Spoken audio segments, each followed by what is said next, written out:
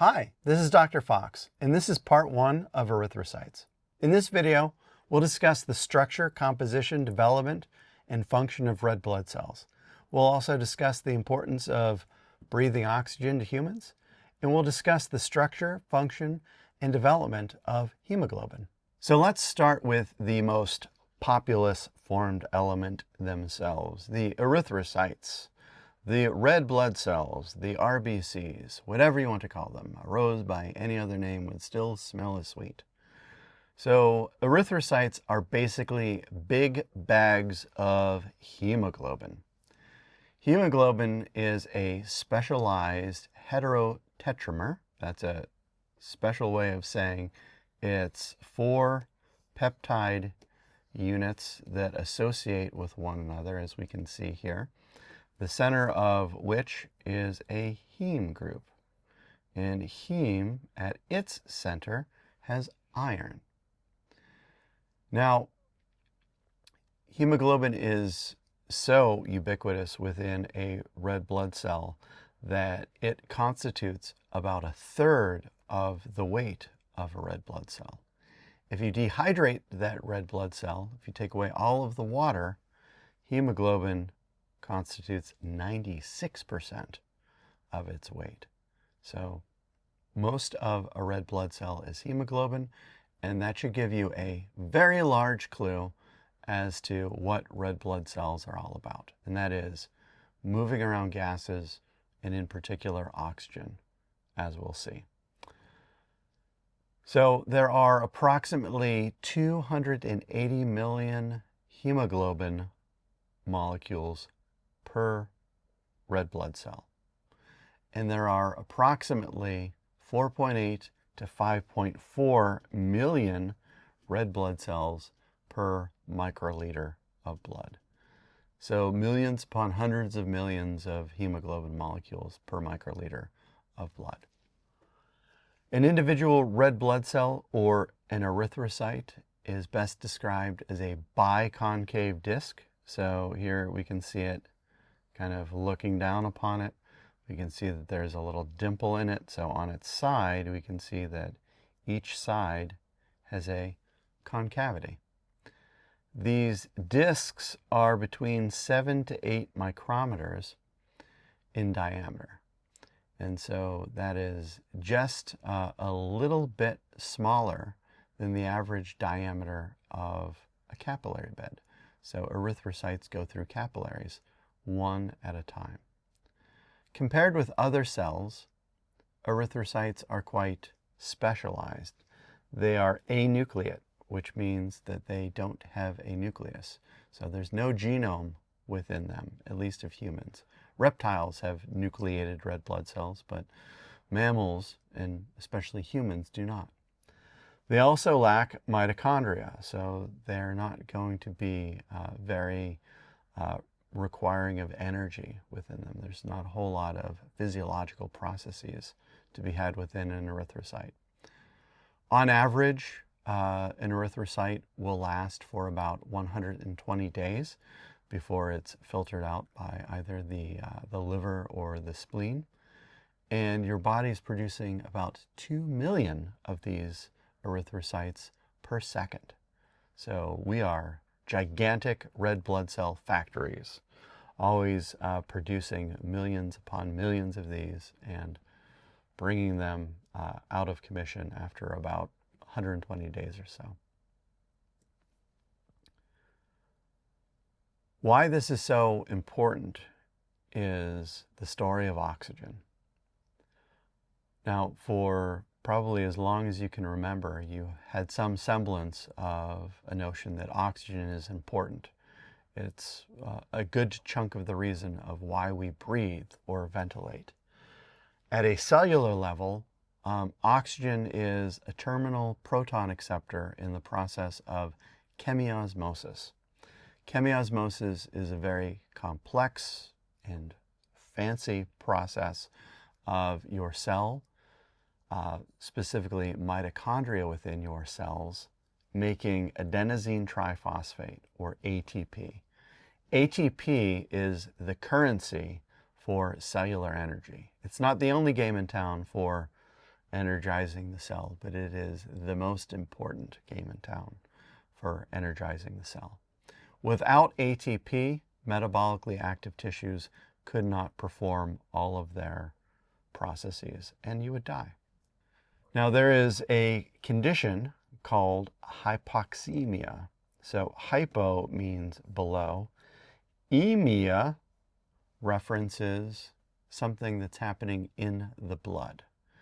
So hypoxemia, hypo, ox, low oxygen levels within the blood. We can contrast this with hypoxia. With hypoxia, we still have low oxygen levels, so hypo-ox, but this is within the tissues.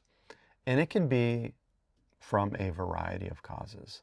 So you might be in a hypoxic environment, an environment in which oxygen levels are very low. You might be anemic, so you have a reduced carrying capacity of oxygen in your blood.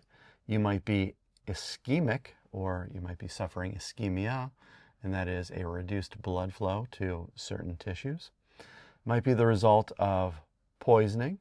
It might be the result of a low cardiac output, so a dysfunction of the heart, or other reasons. So there are many different ways in which one can arrive at hypoxia, and this is a dangerous condition that must be corrected for a person's wellness and their life. So let's take a look at this weird little heterotetramer, hemoglobin. So hemoglobin is comprised of globin proteins, or polypeptides, that's the same thing, of which there are 4, and there are typically 2 distinct subunits per hemoglobin molecule, and there are a variety of these, as we'll see. So typical adult hemoglobin, that is HbA, so that's hemoglobin A, consists of 2 alpha and 2 beta subunits. So this is about 97 to 98% of all adult hemoglobin. So as an adult, most of the hemoglobin in my body is comprised of 2 alpha and 2 beta subunits, at the heart of which there is that iron-containing heme. These molecules can be quite interesting, and so they could participate in binding with various gases. Gases like oxygen, carbon monoxide, carbon dioxide, or nitric oxide, among many others. And they have different relationships in how they bind. So for instance, hemoglobin has cooperative binding amongst its sites for oxygen. So it is the heme group that is the site for oxygen binding. And what that means is, as hemoglobin acquires more oxygen, as more oxygen binds to it, it wants to bind to more oxygen. It has a greater affinity for it. And as hemoglobin loses oxygen, because this process of binding is reversible, it wants to lose more oxygen. And this is convenient because there are times when we want hemoglobin to gain oxygen. There are times when we want hemoglobin to lose oxygen, as you can imagine, whether you're adjacent to the lungs or adjacent to metabolically active tissues, you want different things to happen. Hemoglobin may also competitively bind with carbon monoxide, meaning carbon monoxide can compete with oxygen for a binding site. So if you are in an environment rich in carbon monoxide, which is a gaseous toxin, that can prevent oxygen from binding to hemoglobin, and as a result, you can become hypoxemic, and then your tissues become hypoxic, and you can die. There's also allosteric binding. So allo means other, and steric means shape or conformation. And so things like carbon dioxide or nitric oxide can bond to regions of the hemoglobin to change its shape, which can alter its affinity for oxygen.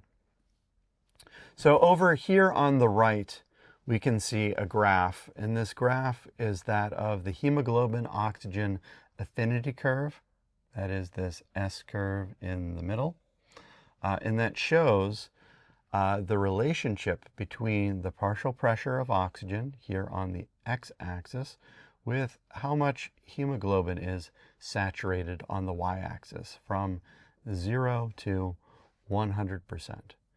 And so, as you can see, at lower levels of the partial pressure of oxygen, we have lower saturation, but that saturation quickly climbs at about 40 millimeters worth of mercury, and then it begins to plateau. So just under 100% saturation. We can also alter the affinity for oxygen of hemoglobin and shift this curve to the right or shift this curve to the left, depending. So a left shift is an increase in affinity for oxygen. So hemoglobin is holding on to its oxygen molecules tight, tight, tight. It doesn't want to let them go. And so certain conditions like a decrease in temperature or a decrease in the partial pressure of carbon dioxide or an increase in pH will lead to these. Certain other conditions might shift the curve to the right. So this is a right shift whereby there is a decreased affinity for oxygen by hemoglobin. So where temperatures are a little higher, where the partial pressure of carbon dioxide is a little higher, and where pH is a little lower, hemoglobin wants to dump its oxygen. Now let's think about this in the context of metabolically active tissues. Metabolically active tissues can generate heat. They generate carbon dioxide as a byproduct of the process of chemiosmosis, of making that ATP. And as a consequence of that, they can lower pH. They can create more acidic conditions locally.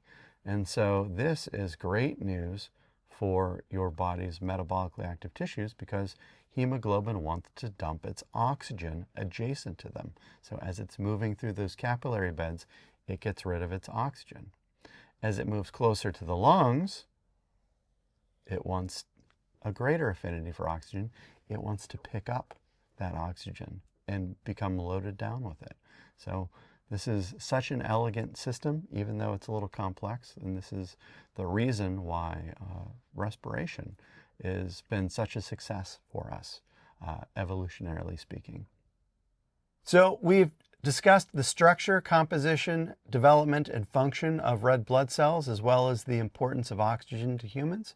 And we've described the structure, function, and ontogeny of hemoglobin. Thank you so much for your time, and I look forward to talking to you in part 2.